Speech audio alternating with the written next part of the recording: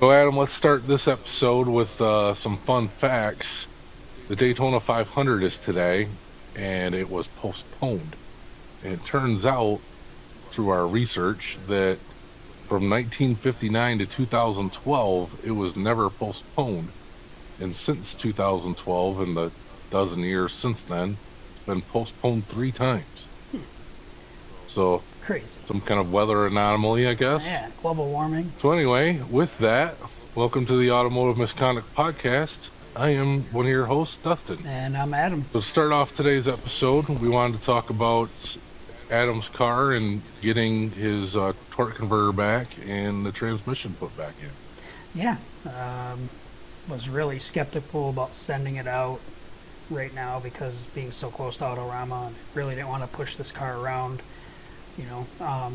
But I talked to Dusty Bradford with PTC and assured me that I'd have it back in plenty of time, and so we yanked it out, got it sent off to him. They loosened it up a bit, and he told me, dude, I'll have it back to you in 2 weeks. And wouldn't you be known that 14 days later this thing's sitting on my doorstep. And so super thankful to those guys down there. Now PTC, they treated me right, and I got no squirms with that for sure.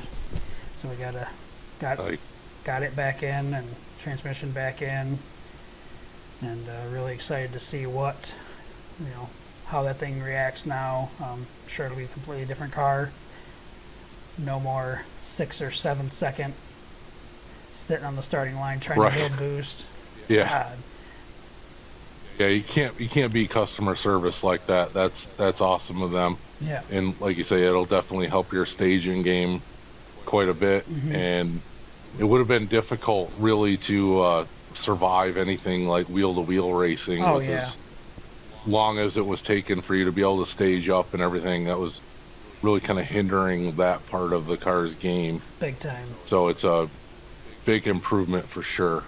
Yeah, I mean, heck, it said 5, 6, 7 seconds sitting up there. Just that can't work. And we tried boost builders in the Holly. We tried advanced tables. We tried fuel tables. We tried spark. Advanced. We did literally everything to try to just band-aid this thing through, and it was just time. They did me right. So we'll see. It just was. There was no other option, right? And they came through, and that's really great. Yeah, really all that's left is buy a new set of radials for it. Spark plugs changed, oil changed, and swap out the coolant for water. And I'm ready. The car's ready. Just need this weather to be ready. Well, we're getting there. Here on out, from what I can see on the calendar, it highs above freezing. Yeah. So it's a good start. We'll for take sure. that. Right? My week this week, extremely boring. Picked up the truck. Ended up losing the key somehow before I got it back on my key ring.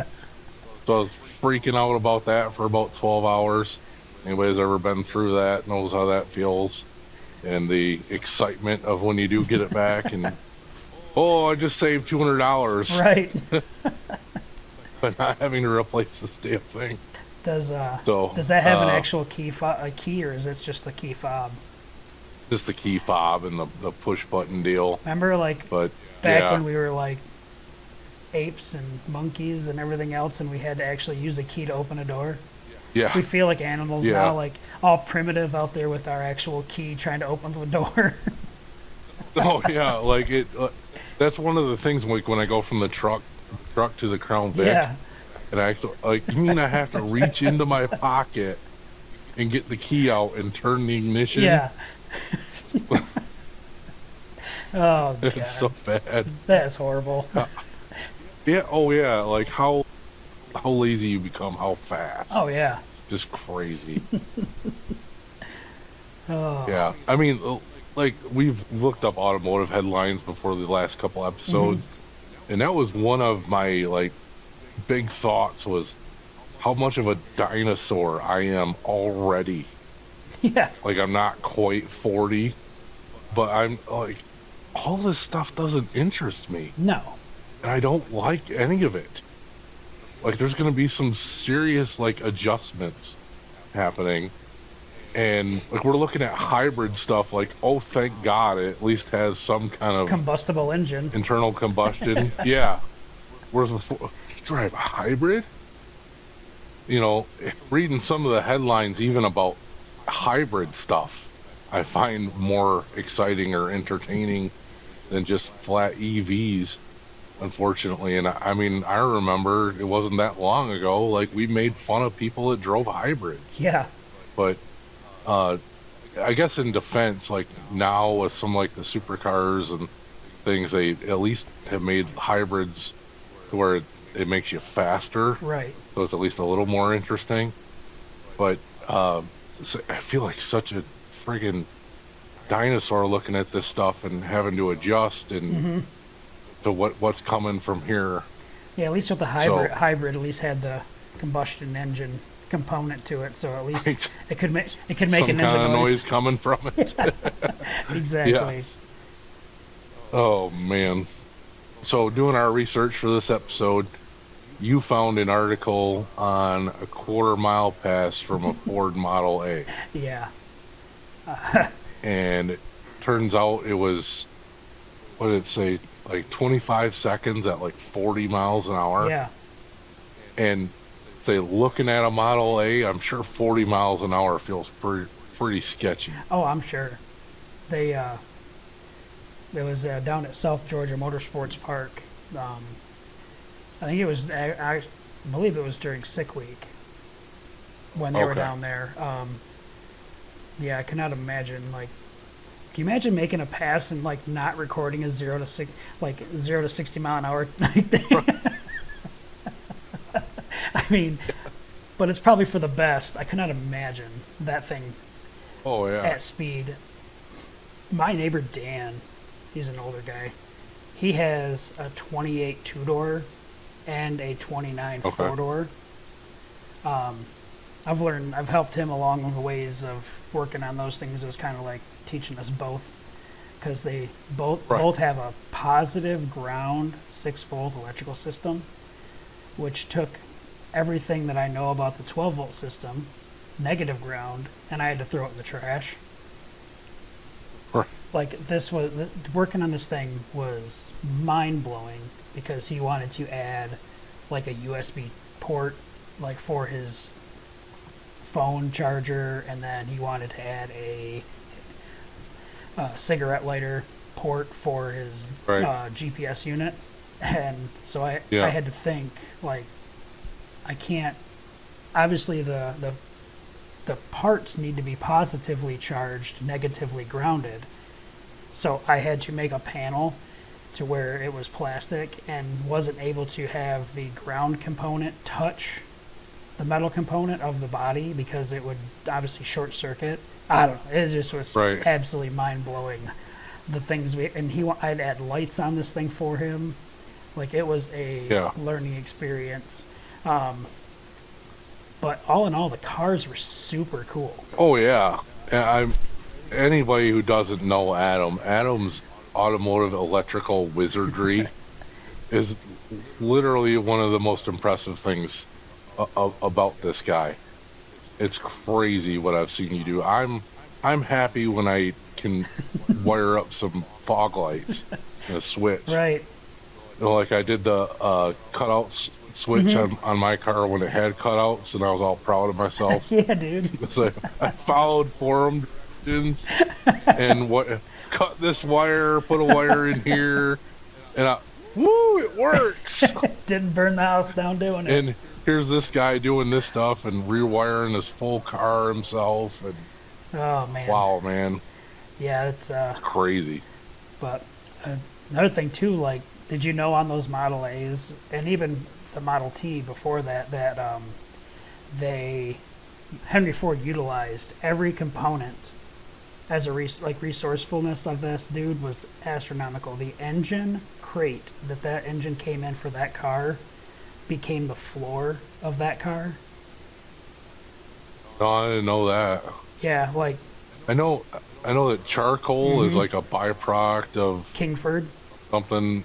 Yeah. Well, that was a byproduct. That's where the name Kingford came from. Was half Henry Ford ordeal too. Is again was the charcoal Right. aspect of it for some process they had. It was a pretty cool deal. Henry Ford, the person. That's another channel. Right. The engine had a whopping 40 horsepower from the factory. Yeah. With full 3-speed transmission. Like it's working on this thing, just the stuff that they did and how they made stuff work. The mechanical aspect, because you got to think electrical stuff obviously wasn't a huge part of this plan. Like everything No. had to work mechanically. Yeah. And it's super cool, the technology or lack thereof that they had back then, and the craftsmanship that went into these vehicles. For them to, hell, that car's, 90 some years old? Yeah. 90 years old out there just cruising down the track. Working. And how cool, I know most of them get restored, obviously, but still, the major components of the Right. vehicle still operate today. And I don't know of many cars nowadays that would be around almost 100 years later.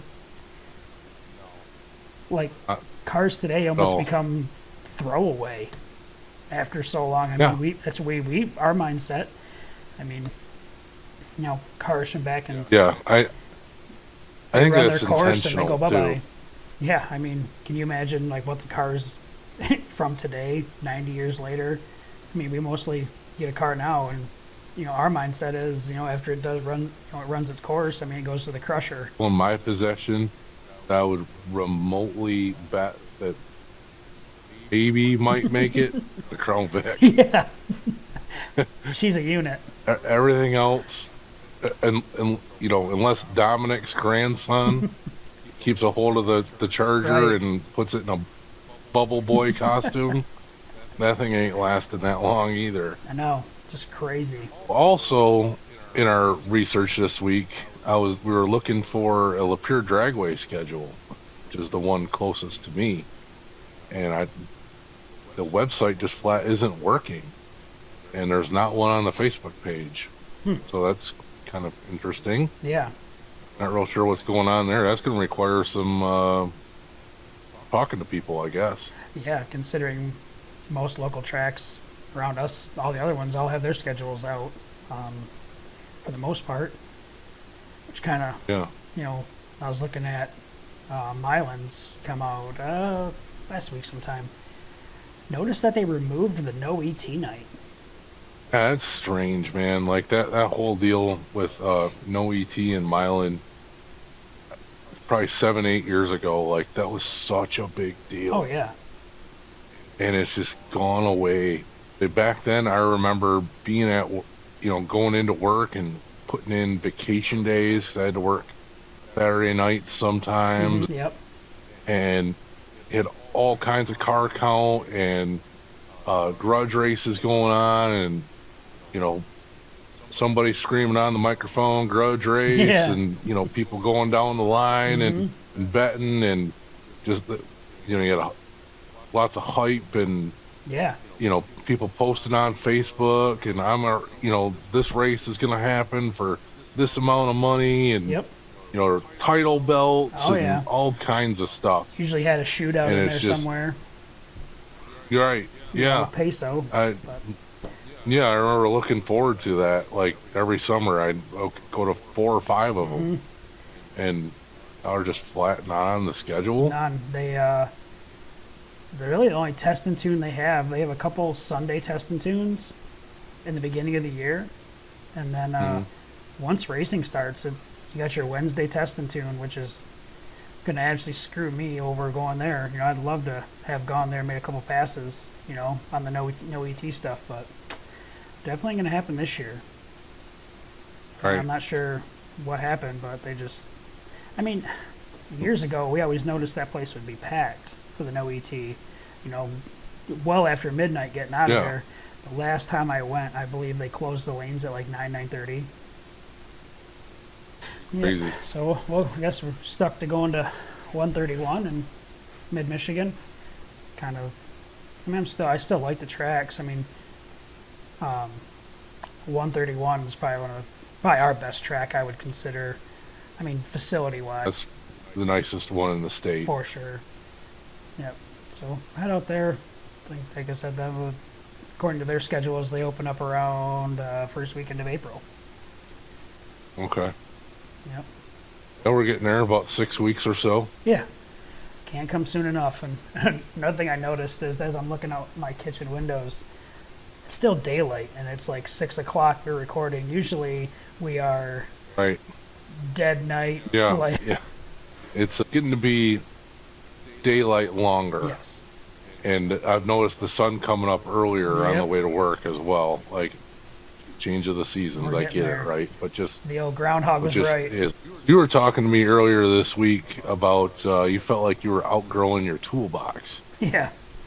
I bought this thing in like 2015 when I lived in Oklahoma, and I mean I spent like $4,000 on this thing, $5,000, something like that, and told my wife, like, well, I finally bought a toolbox that I'll never outgrow. I'll never need to buy another one. This will be my lifelong box. And I sorely mistaken. Not even 10 years later, she's I have severely outgrown this one already, and trying to make do with what we got, and it's just not working. Like, I'm starting to take on more responsibility at work, doing a lot of engine stuff at work, so just a lot of specialty tools that I've had to purchase, and I'm running out of space quickly. But I don't know, like, I really don't want like, the prices of these new boxes lately are just like, way outrageous, and Everything's outrageous. oh but yeah, for sure, it coincides. But I don't know. Yeah. My toolbox is not quite there yet. Trouble is with the situation with my father. Now I own like 4 toolboxes stuffed full of stuff. I have more tools than anybody I know. Like I probably own more 7/16 wrenches than anybody listening, and that's not a brag. That's a problem. Yeah, for sure. And probably some tools that you probably never, large equipment stuff your dad worked on. I mean, heck, Yeah. you acquired all that stuff. Yeah, I got all the 3/4 inch drive stuff and just gigantic wrenches. I couldn't even tell you the size of them without measuring. Just like you said, the way things went with that, I remember helping him work on stuff and using a torque multiplier. Oh, yeah. And torquing stuff down to like 600 foot-pounds. Yep. And him, in the middle of the excavator holding it down, and me on the outside like rowing with V-belts. Yeah. Sitting on the track. Oh, All the man. crazy stuff. Yeah. So we got a lot going on over there at the shop, and I'm working on trying to, lack of a better term, get rid of stuff. Yeah. But that's a work in progress. But yeah, I understand the toolbox struggle for sure. Yeah. My personal toolbox I got from Menards of all places. Yeah. It's green. I don't really like the color of it, but like the feel of it, and like the rollers on the drawers and everything, like it feels like it's good quality. It was just, well, the color is not really my preference, but Right. whoop-de-doo, Yeah. right? Yep.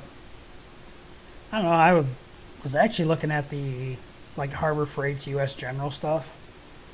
I mean, we always associate Harbor Freight with, a little excessively on the budget side of things, but I don't know. They didn't feel too bad when I went and looked at them. I mean, they look good. Like, I like the the looks of them, and the feel of the drawers and stuff like that. They got similar characteristics that my Snap-on box has, and I know you can't, it's apples to oranges, and you're going to get a million people telling you how stupid you are from going from a Snap-on box to a Harbor Freight box. But I don't have much heavy tools. I just have a lot of them. I have a lot of tools. But I mean, for $1,800, a 72-inch box. I mean, It's decent value nowadays. Right. That's what I was like, man. I can even add on. You can add side cabinets, and that was another determining factor, was because a side cabinet for my box is like $1,800. So, The whole thing for the same price as the side cabin. and yeah, that's where I'm kind of like struggling. And I went to Menards today to buy a new heater for the garage, and looked at I think it's Master Force, isn't what they've got out there, and they've got some great stuff too. I mean, relatively priced to close price to the the Harbor Freight U.S. General stuff, and I mean, Right. they feel good. I mean, they don't. They don't feel cheap like they used to. Like I have a Husky box at home that I bought for $250 on Black Friday. It's just my home box, so I really didn't need nothing too special. That thing you can tell is cheaply made. Like, and that's fine. Nothing against it. It's built to a price. It's built. You get what you pay for. But I was just kind of. I mean, anybody out there listening has any, insight on the U.S. General stuff? I'm definitely open. Yeah. Kind of, and I've considered buying a tool cart from them to roll around the garage, just for, like the 3/8 drive sockets and stuff like that, stuff that you use all the time. Your quick grab hand tools. Right. Yeah. Yeah, I've considered buying one for that, so I'm right there with you. Yep. And they put a new store in, we'll say semi-recently, close to me, and I was in there looking at them a few months ago, I guess. Nothing too seriously, but I don't know, maybe as things happen this year and I get more back into doing stuff, that maybe I'll see an actual need for it. Right. But I was just looking at it like, well, it's not too bad for what they're asking. That's how I was kind of my thought process too. Like I was looking at them, and that their 72-inch box, which runs $1,800 just for the box, as opposed to a 74-inch box from Snap-on, which is damn near north of $10,000. So Yeah. I don't know. I know, like I said before, you get what you pay for, but Right. is Harbor Freight? Well, I really mean, we're that talking bad? about that. If you're looking at that price difference, how many of them could you roll away Right. and replace for that, right? Yeah. So you kind of get into that deal too. Right. Like I said, if I can get 4 or 5 years out of an $1,800 box versus the alternative, and my box is in great shape. I mean, it's got a couple dings and stuff here, but I mean, it's in great shape still. Like for how the years that I've had it, and that's the thing. Like my work now, like I don't have a dedicated bay to work out of, so when my box gets rolled around the shop a lot, that's another reason I'm kind of on the fence about the bigger box, like the 72-inch, because I do have to weasel that thing between machines and from one spot of the shop to the other, so it kind of. Right, it's got to have some sort of portability to it. Right, I don't want to get massive, a box too big to where A is top heavy, or B just you physically can't get it between, from machine to machine. Right. Because at any given day, I can work on 2 or 3 different machines in a day, and they're going to be on different sides of the shop.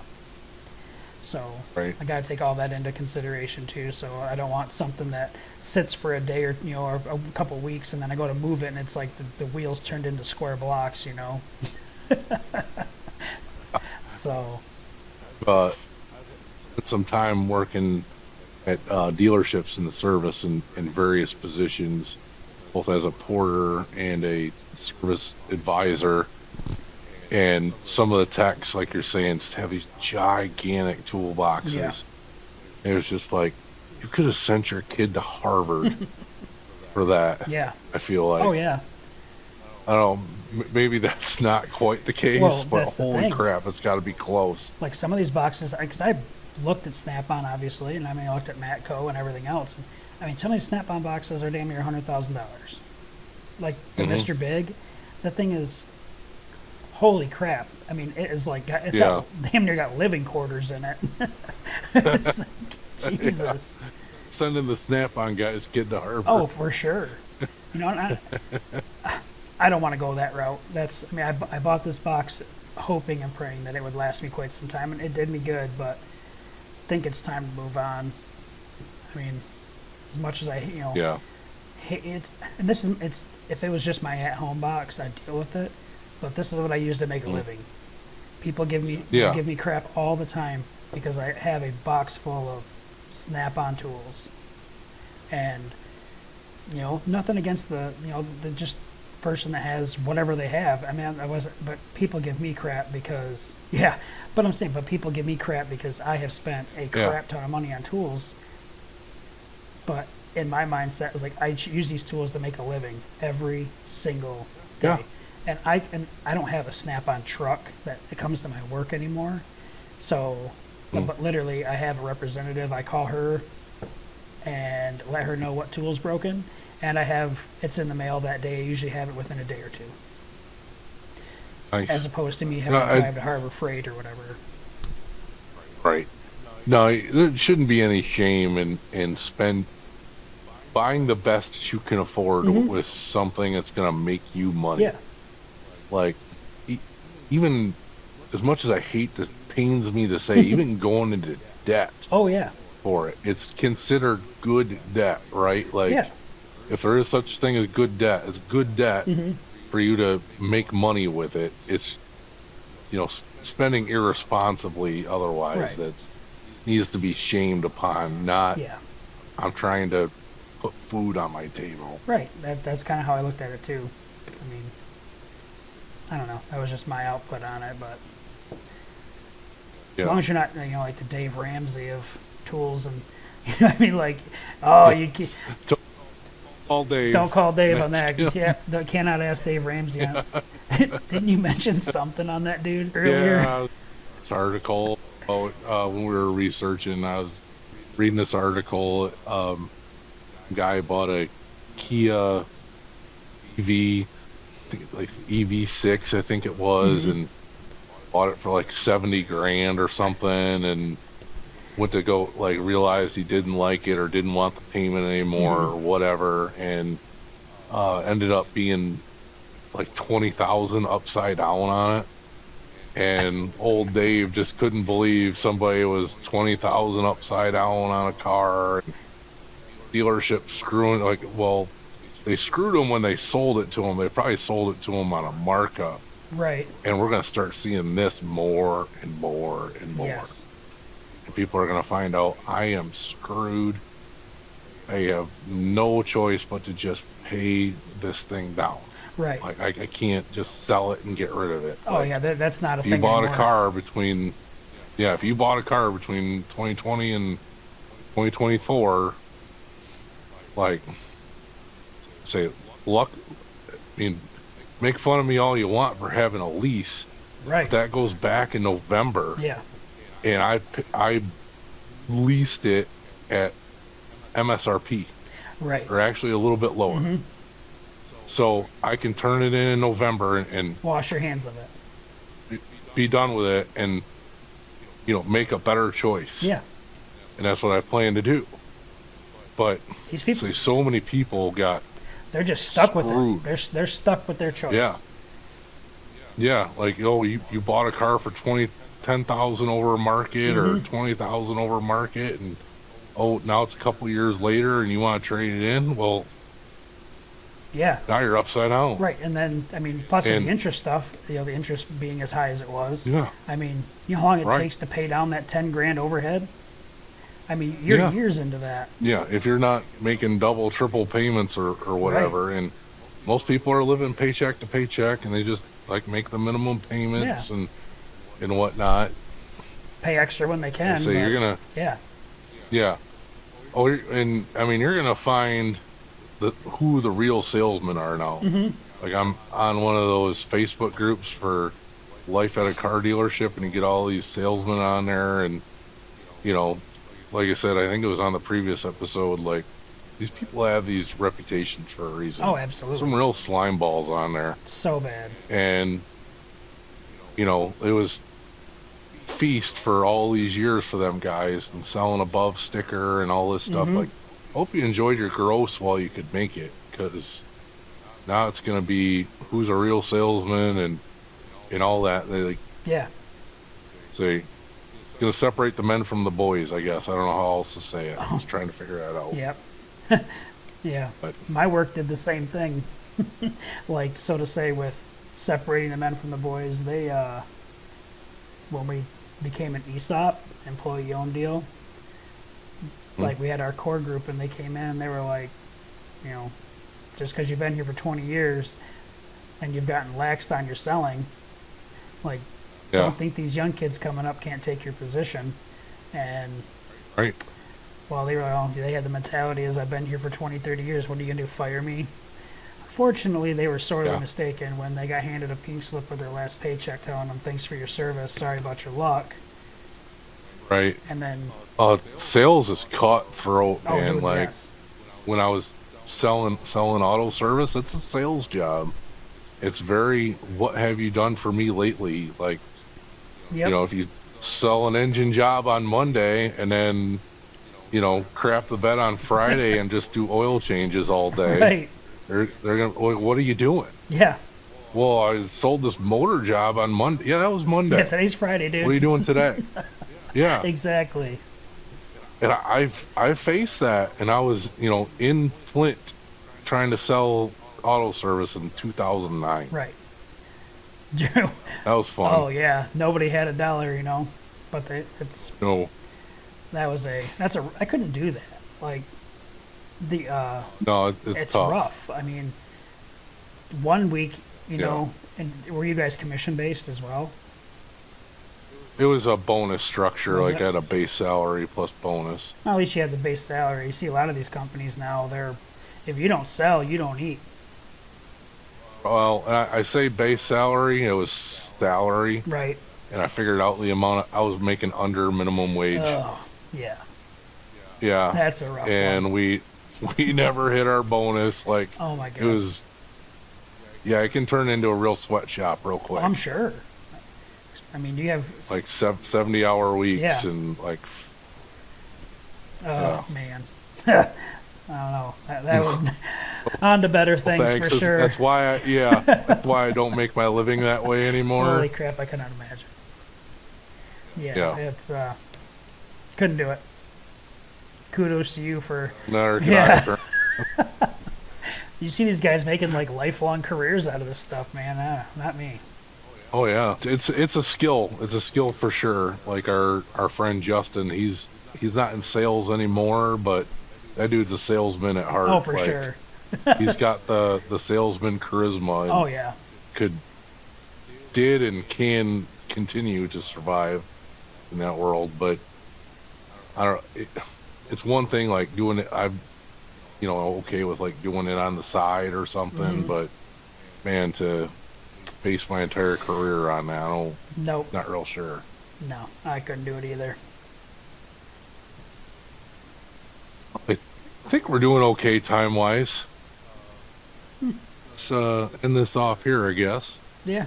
If you made it this far, thanks for watching. If you liked the episode, please like it. If you didn't like it, tell us why in the comments. Otherwise, please subscribe if you haven't already. Thanks for enjoying our chunk of the internet here.